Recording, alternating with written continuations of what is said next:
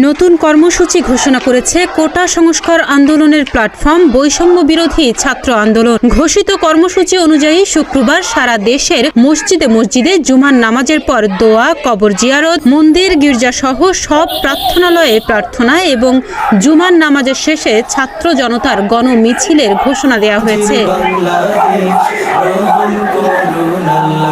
বৃহস্পতিবার বিকেল 5:40 বৈষম্য বিরোধী ছাত্র আন্দোলন পরিচালিত কোটা পুনর্বহাল চলবে না টেলিগ্রাম গ্রুপে অন্যতম সমন্বয়ক আব্দুল কাদের এই ঘোষণা দেন।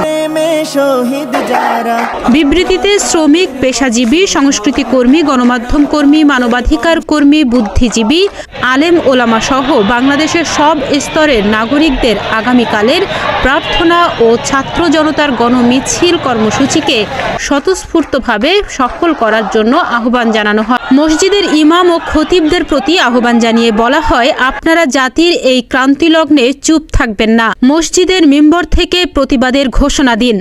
মাদ্রাসার শিক্ষক ও ছাত্রদের প্রতি আহ্বান জানাচ্ছি, আপনারাই জাতির দুর্দিনের কাণ্ডারি। এই দুঃসময়ে ঘরে বসে না থেকে গণহত্যা ও গণগ্রেপ্তারের প্রতিবাদে এবং 9 দফা আদায়ের দাবিতে বাদ জুমা, মসজিদ ও মাদ্রাসা থেকে ছাত্র জনতার গণমিছিল বের করুন। এই আন্দোলন কোনো ব্যক্তিগত স্বার্থে নয়। উল্লেখ করে বলা হয়, আমাদের আন্দোলন আপনার ও আপনার সন্তানের মুক্তির জন্য। কি অপরাধ ছিল আমাদের? সাংবিধানিক অধিকার চাওয়াটা কি আমাদের অপরাধ?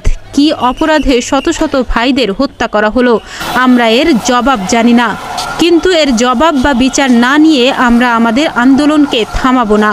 জাতির এই দুর্দিনে আন্দোলনে অংশ নেওয়ার অপরাধে শহীদ, আহত, পঙ্গু ও গ্রেপ্তার হওয়া সবার স্মরণে আগামীকাল দেশব্যাপী প্রার্থনা, কবর জিয়ারত ও ছাত্র জনতার গণমিছিল কর্মসূচি ঘোষণা করছি।